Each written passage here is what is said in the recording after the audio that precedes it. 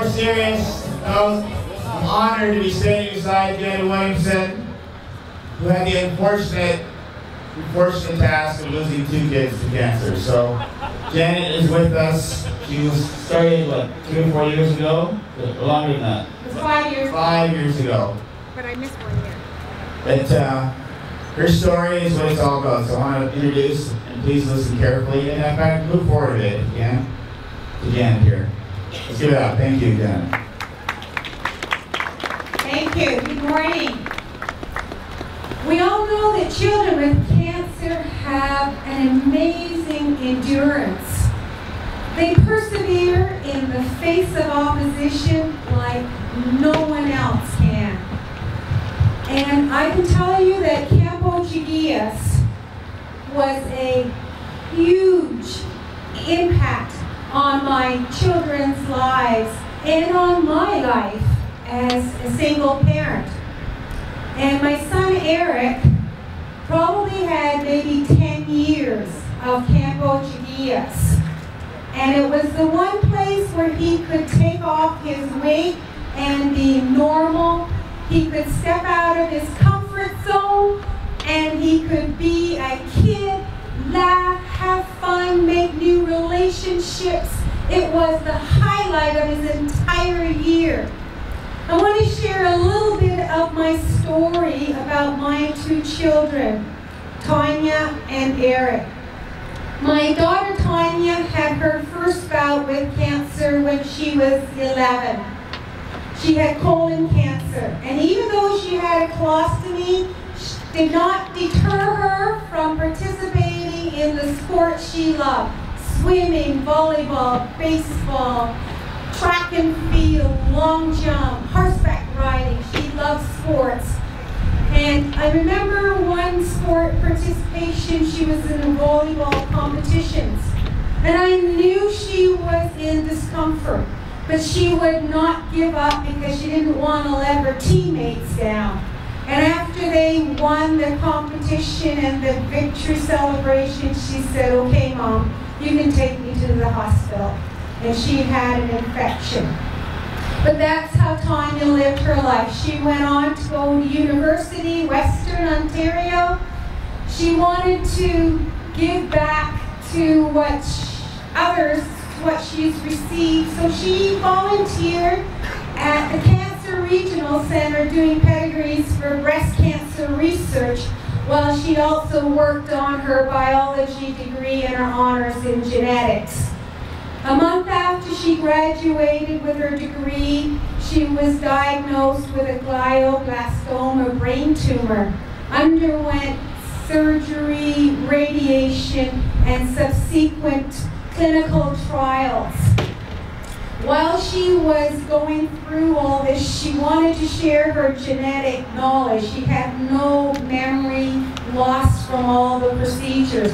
And so she wrote a unit for the grade 12 genetics class, and she submitted it to the department head, and they asked her if she would teach it to the grade 12 students, assess it, and report on it, which she did with great joy and much satisfaction. 3 months later, she died with 8 brain tumors. It had metastasized to her spine, her liver, and her bone marrow. But Tanya lived every day of her life with her purpose and with amazing joy. My son Eric had his first bout with cancer when he was age 4. He had glioblastoma, and it left him with some limitations, including being hearing impaired, and no hair grew back, and he also had some memory problems. When he was 4, he loved to roller skate, but after surgery he couldn't. He had no balance. So he said to me, "Mom, if I can learn to roller skate down our hallway, would you take me to the big arena where all the kids could skate on Saturday morning?" Well, I said sure, thinking he'd never learn how to roller skate again. So he had his helmet on and his skates on his feet and this chair to support him, and he'd stand up and he'd fall down. and he'd stand up and he'd fall down. And he would not give up day after day after day. And then finally one morning he stood up and he didn't fall down. And he shuffled down the hall with his roller skates, and he did this day after day. And then one morning I didn't hear the sound of shuffling. It was the sound of roller skating up and down the hallway. And he said, "Mom, take me to the big arena." And so he did go, and he roller skated. When Eric was 13, he had colon cancer. And during that time, he wanted to understand the meaning of life. And he said to me, "Mom, why did God create me? What is my purpose in life? I'm brain damaged, I'm deaf, I have no hair." His pituitary gland had been damaged, so he hadn't grown. He was still the size of a 5-year-old. And he was searching for his meaning in life. And we made a list of all his perceived handicaps. And then I said, let's make a list of your strengths. He was hearing impaired, but he played the piano by ear. He was kind, he was helpful. And so he decided that his purpose would be to help people. And he started volunteering in nursing homes. And when he was 16, he was nominated Volunteer of the Year for the province of Ontario because he volunteered in 5 nursing homes and overcame his own handicap to help other people.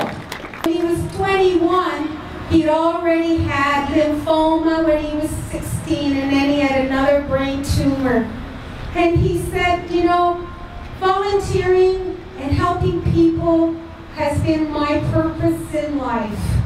And 10 days after another brain surgery, he said, I have to get back home to attend the volunteer luncheon. However, Eric's brain tumor reoccurred. And 3 months later, Eric died. But before he died, he said to me he had fulfilled his purpose.